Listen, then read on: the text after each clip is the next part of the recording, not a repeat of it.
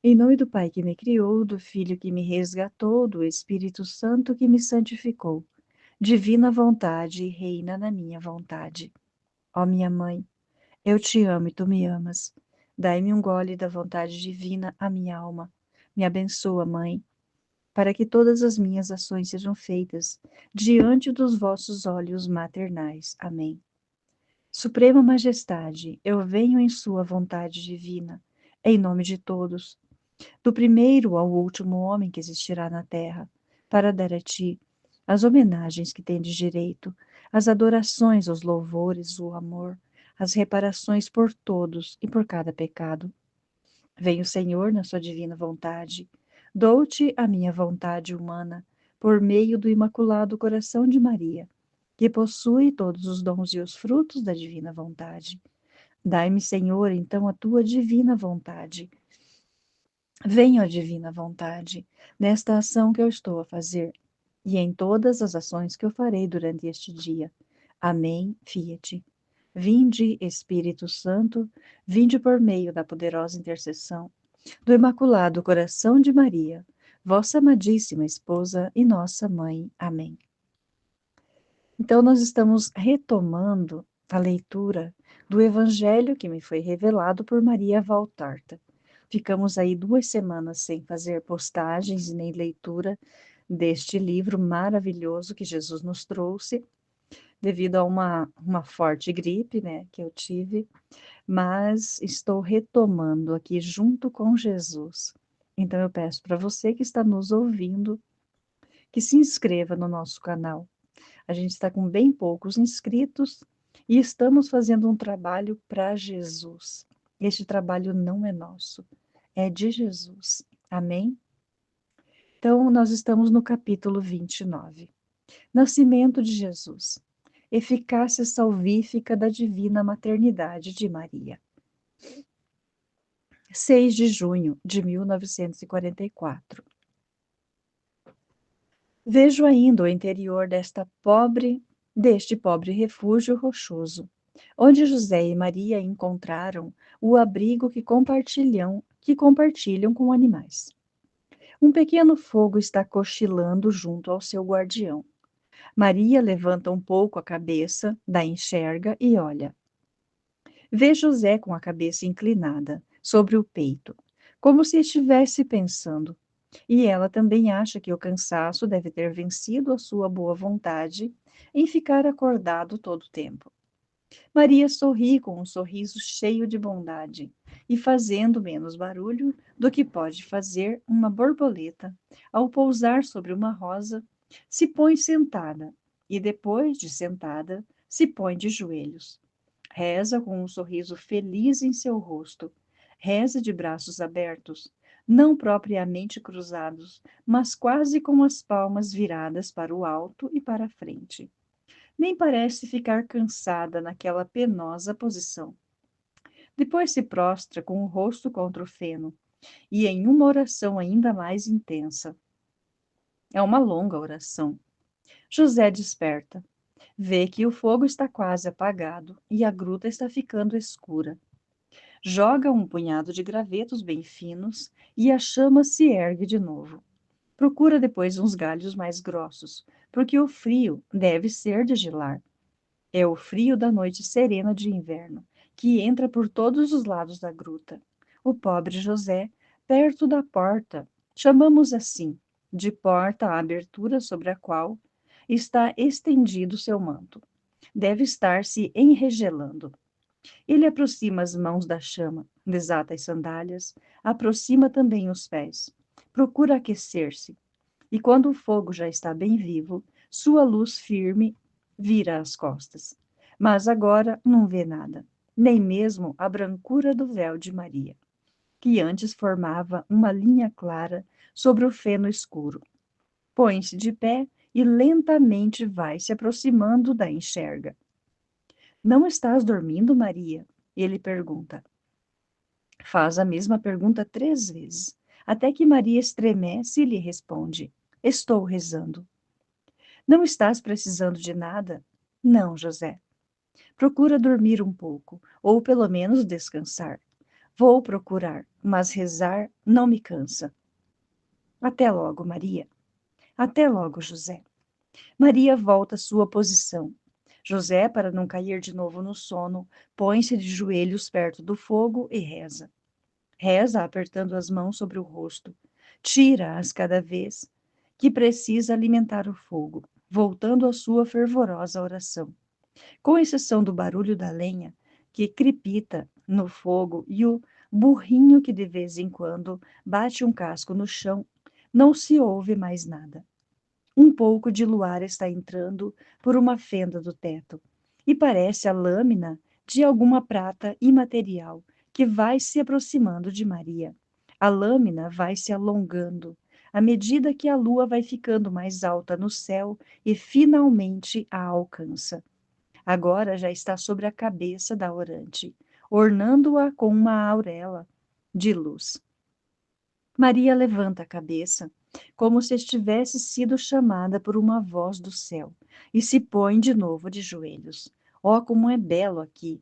Maria ergue de novo a cabeça, que parece estar brilhando, a luz branca da lua, e um sorriso não humano a transfigura, que é que ela está vendo. O que é que ela está vendo? Que está ouvindo? Que estará experimentando? Somente ela poderia dizer o que está vendo, ouvindo e o que experimentou na hora esplendorosa de sua maternidade. Eu vejo apenas a luz crescendo sempre mais ao redor dela. Parece descer do céu, saindo das pobres coisas que estão ao redor, e parece emanar dela mesma ainda mais. Sua veste de um azul escuro parece agora de um suave celeste de miosotes. Suas mãos e seu rosto parecem ficar de um azul muito delicado, como os de alguém que fosse colocado sob o foco de uma imensa safira clara. Essa cor, ainda mais tênue, me faz lembrar as cores das minhas visões do Santo Paraíso, e também a cor da chegada dos magos, uma cor que vai se difundindo sobre as coisas e as vestes, purificando tudo e tornando-as resplandecentes.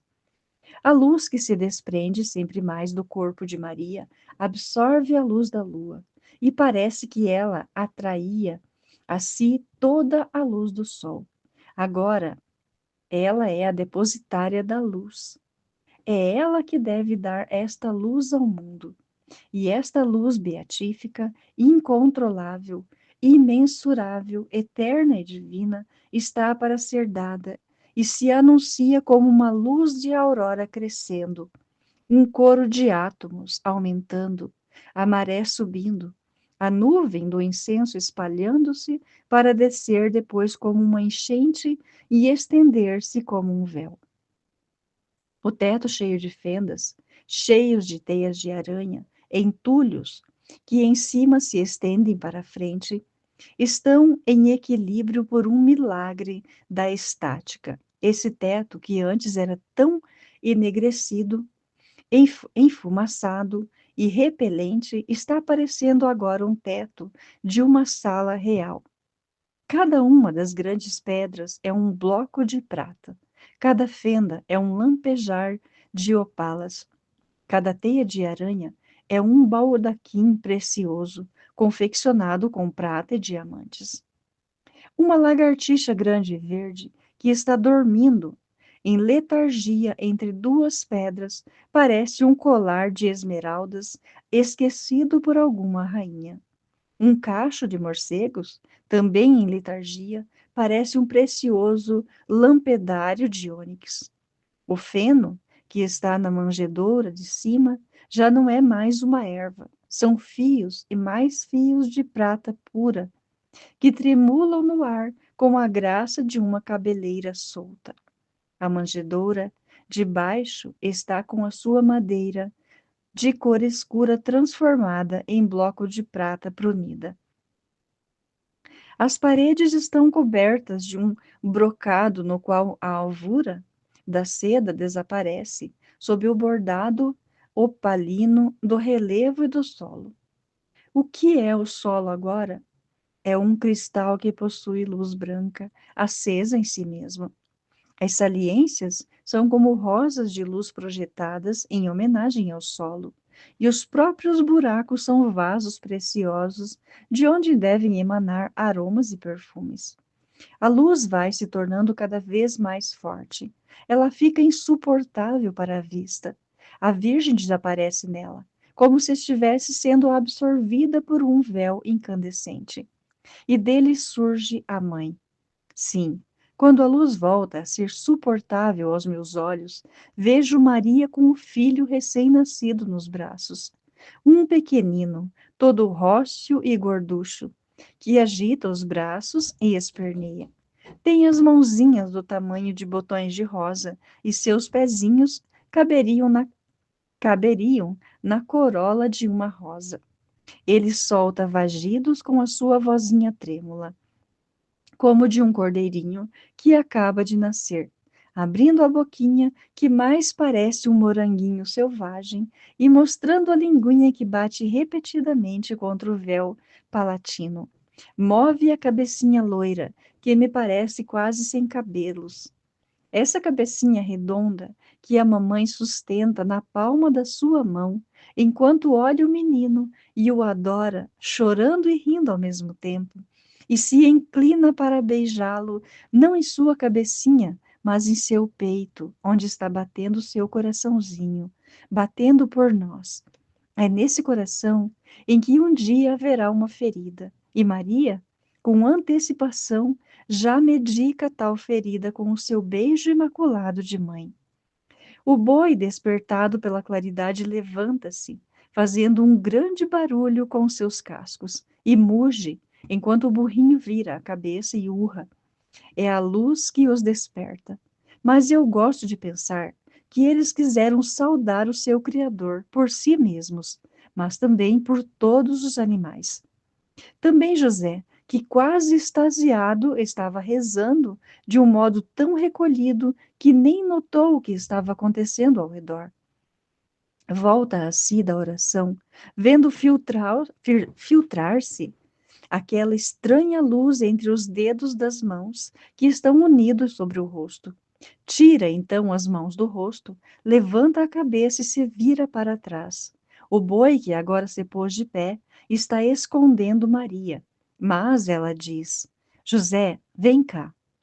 José se aproxima dela e, ao ver, para, dominado por um sentimento de reverência, e está para cair de joelhos, lá mesmo, no lugar em que está. Mas Maria insiste, dizendo: Vem cá, José. E firmando a mão esquerda sobre o feno, com a direita ela segura apertado contra o seu coração o menino. Levanta-se então, indo ao encontro de José, que caminha tropegadamente, embaraçado pelo contraste do seu desejo de aproximar-se e o temor de ser irreverente. Aos pés do catre, os dois esposos se encontram e olham um para o outro, num só e feliz pranto. Vem, vamos oferecer Jesus ao Pai, diz Maria. Enquanto José se ajoelha, ela se põe de pé entre dois troncos que sustentam o teto, levanta o filho em seus braços e diz: Eis-me aqui, Senhor. Por ele, ó Deus, eu te digo esta palavra. Eis-me aqui para fazer a tua vontade. Com ele estamos eu, Maria e José, meu esposo. Ei-nos aqui, teus servos, Senhor. A tua vontade seja feita sempre por nós, em toda hora e em todos os acontecimentos, para a tua glória e pelo teu amor. Depois Maria se inclina e diz: Toma, ó José, oferecendo-lhe o menino. Eu? Tu o entregas a mim. Oh, não, eu não sou digno. José está completamente apavorado e se sente aniquilado só diante da ideia de ter que tocar em Deus. Mas Maria insiste com ele sorrindo. Tu és bem digno disso, sim, José. Ninguém mais do que tu. Por isso é que o Altíssimo te escolheu. Toma-o, José, e segura-o, enquanto eu vou buscar as roupinhas. José, vermelho como escarlate, estende os braços e pega aquele embrulhinho de carne que está gritando de frio e quando já está com ele nos braços, não se deixa mais levar pela vontade de tê-lo afastado do seu corpo, pelo respeito, mas o aperta ao coração, dizendo numa grande explosão de pranto: Ó Senhor, ó meu Deus! Ao inclinar-se para beijar-lhe os pezinhos, percebe que eles estão frios, e então senta-se no chão e o põe em seu colo procurando cobri-lo com a veste marrom e as mãos, aquecendo-o e defendendo-o do vento frio da noite. Ele bem que gostaria de ir para perto do fogo, mas passa por lá aquela corrente de ar da entrada. É melhor ficar por aqui mesmo. É melhor, aliás, ficar entre os animais, que servem de escudo contra o ar e que produzem calor. Assim pensando, coloca-se entre o boi e o jumento, com as costas para a porta, inclinando-se sobre o recém-nascido, fazendo do seu peito um nicho, cujas paredes laterais são uma cabeça cinzenta com longas orelhas e um grande focinho branco, com um nariz que solta vapor quente e os olhos úmidos, cheios de bondade. Maria abriu o baú, tirando linhos e coeiros. Depois foi para perto do fogo e aqueceu os panos.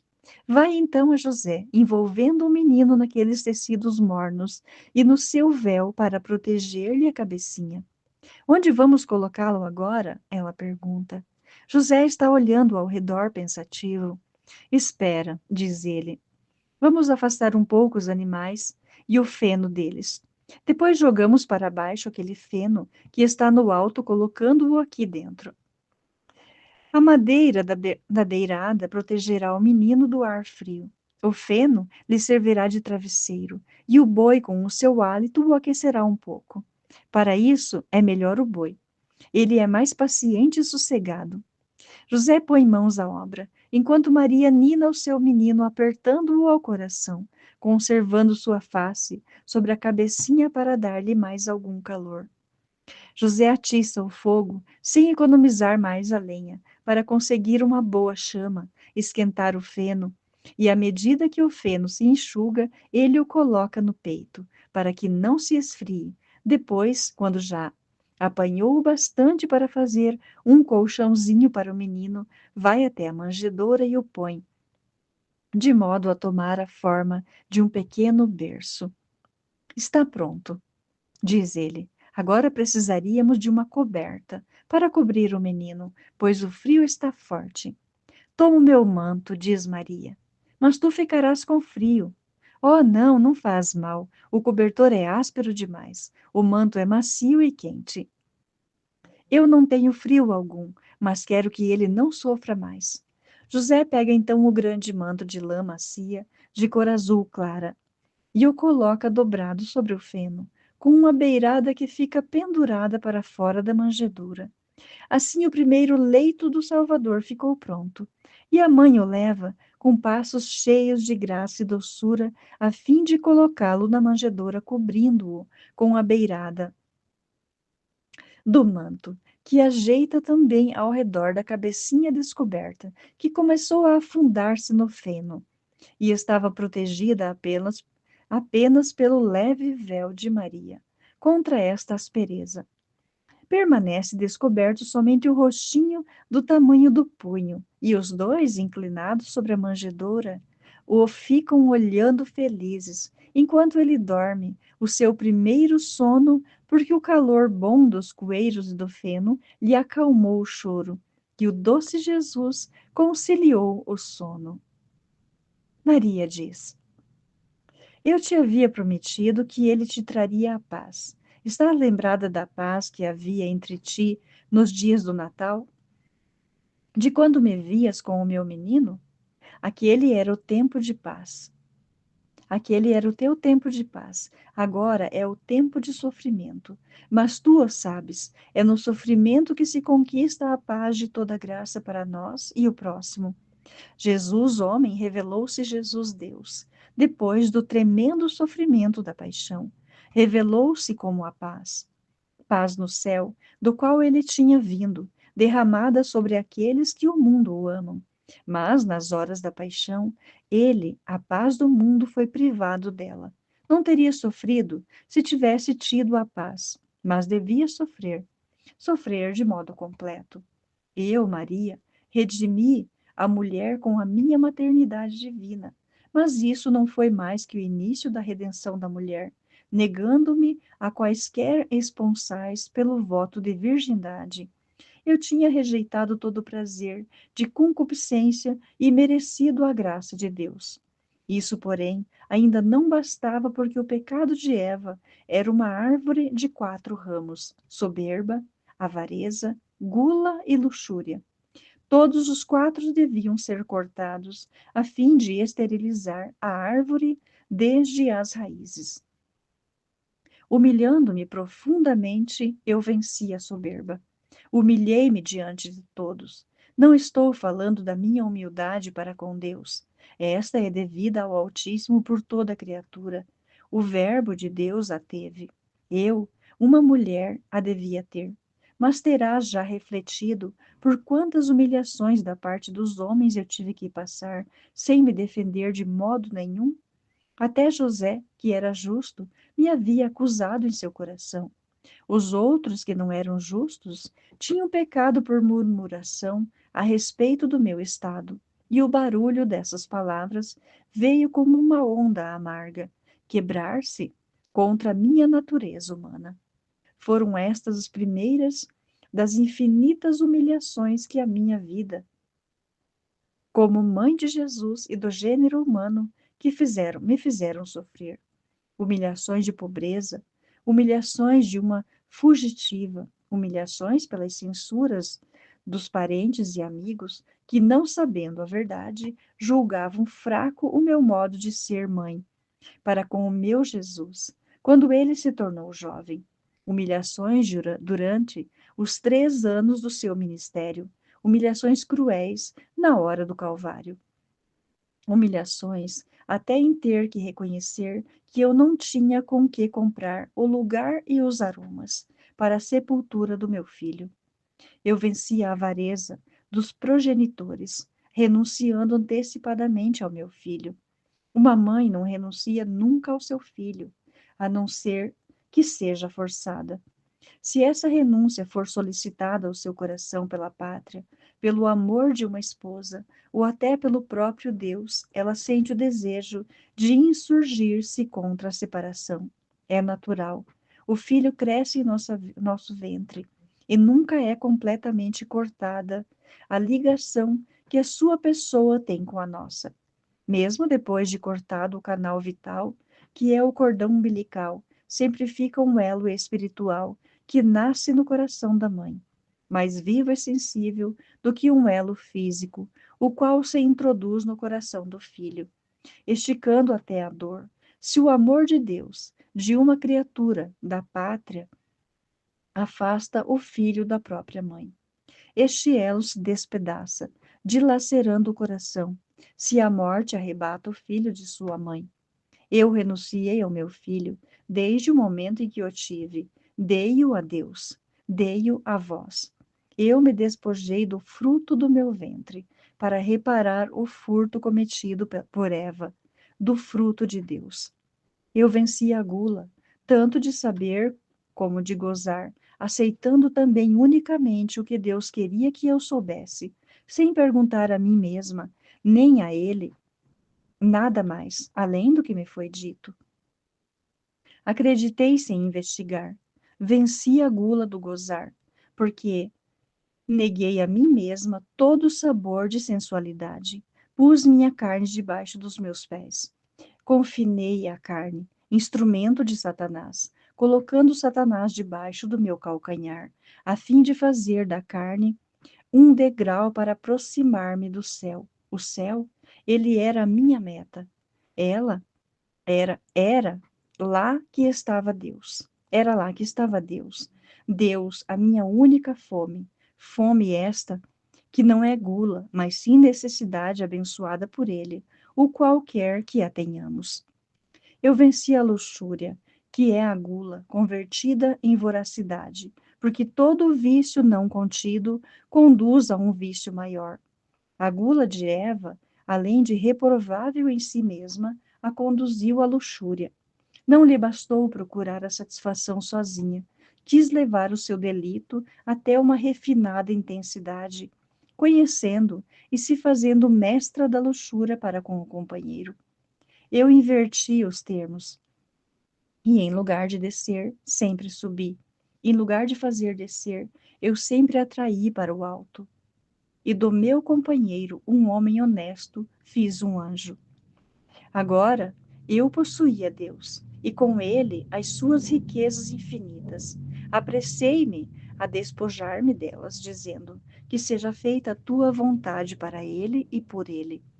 Casto é aquele que se autocontém, não só na carne, mas também nos afetos e nos pensamentos. Eu devia ser a casta para anular a impúdica da carne, do coração e da mente. Não saí da minha reserva para dizer a respeito do meu único filho na terra e único filho de Deus no céu. Ele é meu e eu o quero.